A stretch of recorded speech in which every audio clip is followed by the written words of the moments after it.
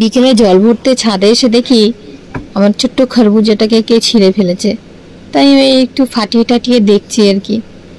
ফেলে দিই, আর কি করা যাবে, কিছু করার নেই। কি জানি কার এত হিংসে, আমার গাছগুলো নষ্ট করে দিচ্ছে, গাছে কিছু হলে সেগুলো নষ্ট করে দিচ্ছে। রাগ হচ্ছে, তাই এই বেগুনগুলোকে আর রাখবো না, এগুলোকে সব তুলে নেবো। ছোট মোটো যা আছে গাছ থেকে সব কিছুই তুলে নেবো। এভাবে একটা শখের জিনিস যদি কেউ নষ্ট করে দেয় বলো তো কেমন হয়? একদমই ভালো লাগে না। কিছুই হচ্ছে না আমার, না এদিকে না ওদিকে, মনটা একদম কি বলবো, মনের আর কিছু নেই। মনে হচ্ছে সব কিছু ছেড়ে ছুড়ে দিই, ছেড়ে দিয়ে চুপ করে বসে থাকি।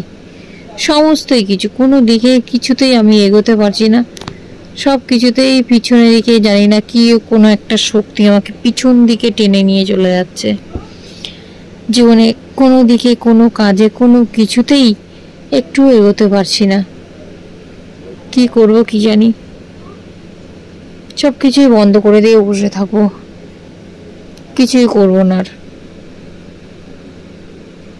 মানে ইউটিউবের ভিডিওর কথা বলছি আর কি। ধীরে ধীরে বন্ধ করে দিচ্ছি, আস্তে আস্তে। এরপরে আরো একদমই বন্ধ করে দেবো।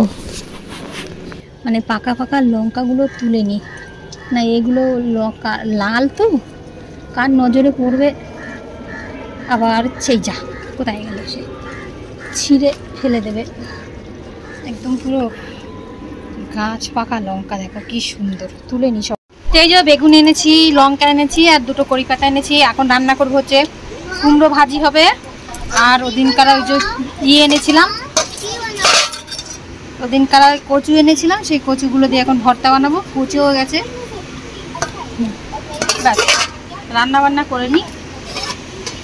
এখন বাজে হচ্ছে রাত্রি 10টা বেজে 5 মিনিট। আর আমরা ডিনার করছি। আজকে ডিনার এই যে সাদা ভাত, সালাদ, কচুর ভর্তা, ওই ঘট কচুর ভর্তা, কারি পাতা দিয়ে কুমড়ো ভাজি, পিঙ্ক কালারের রায়তা। সঞ্জয় বাবু ভাত খাচ্ছে, এদিকে মনি ভাত খাচ্ছে, সোহানি শুধু রায়তাটা নিয়েছে।